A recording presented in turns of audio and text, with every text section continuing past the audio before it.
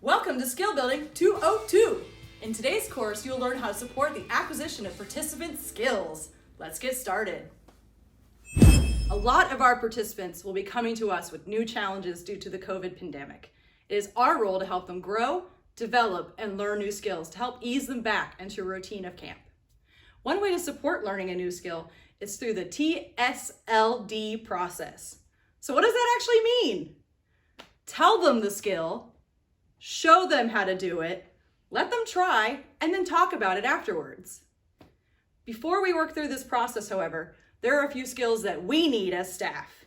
Patience, creativity, communication, discipline, and flexibility. With our skills, we can help teach others these skills through activity planning and environmental modifications. What if I told you to sit down and draw a shark? You may struggle, right? What if I said, let's first experiment with materials, shading, shapes? You may feel less pressure and perhaps even pick up some skills that will eventually help you draw a shark. When planning your activities, you can build upon skills throughout the week. Building confidence and skills over time will have a higher success rate for your participants while easing frustration. So you plan and facilitate activities that built upon each skill every day. Now what? It's time to evaluate and assess as a team. Ask yourself, was the skill learned? What was the outcome? What new skills could be built upon them now? And how does this skill impact their behavior? This may be where your team decides to keep practicing skills, or maybe your participants are ready to move on to the next phase. Take kickball, for example. You planned activities all week on how to kick and throw. Now as a team, you need to decide if these skills have been acquired enough to play an actual game of kickball. Hey guys, later this week we're going to be playing a game of kickball.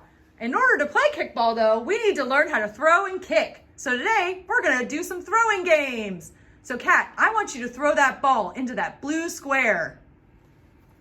Good job! All right, who's next? All right, Chloe, I want you to throw the ball into the blue square. Good job!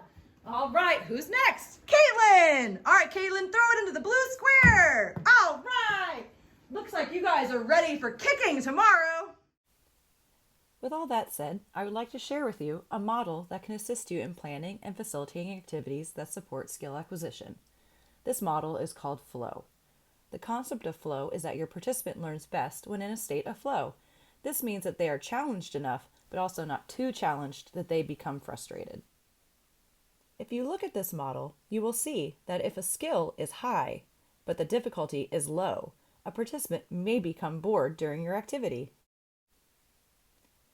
Conversely, if you have a participant with low skill and an activity with high difficulty, you may see anxiety. Your participants will learn new skills much more easily if they are in a state of flow. Not only will this help with the skill acquisition, but you may see a decrease in behaviors or a decrease in support needs. Being in flow also enables the participant to feel good about themselves. And as a skill is acquired, you can start to increase the difficulty of your activities. So how can we change the contents of our consciousness?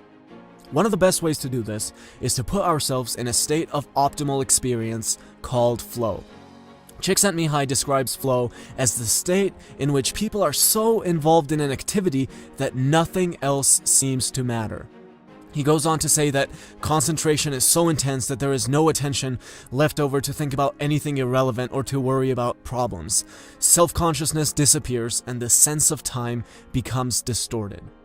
And you've probably experienced this before, and it's absolutely one of the best feelings in the world. If you're working on your business, you might be so focused on what you're doing that 12 hours might pass and you have no idea. All of a sudden you look up and you realize you haven't had any food, you haven't thought about anything else. The only thing that you could focus on was your business.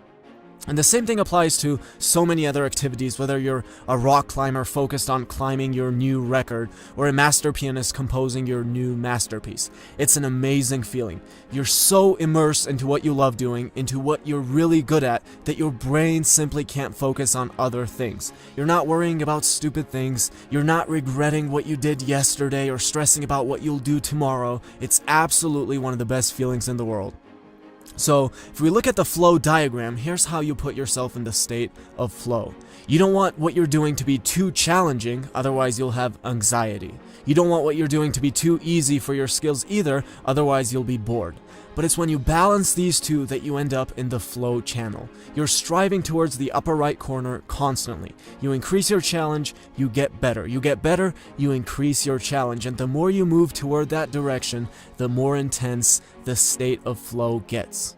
So this is not really a how-to book, but our goal should be to find what it is that we love and then keep getting better at it and keep making it more challenging. Or in other words, the main goal is to spend as much of your life as you possibly can in the state of flow, because that is where you find this unbelievable ecstasy.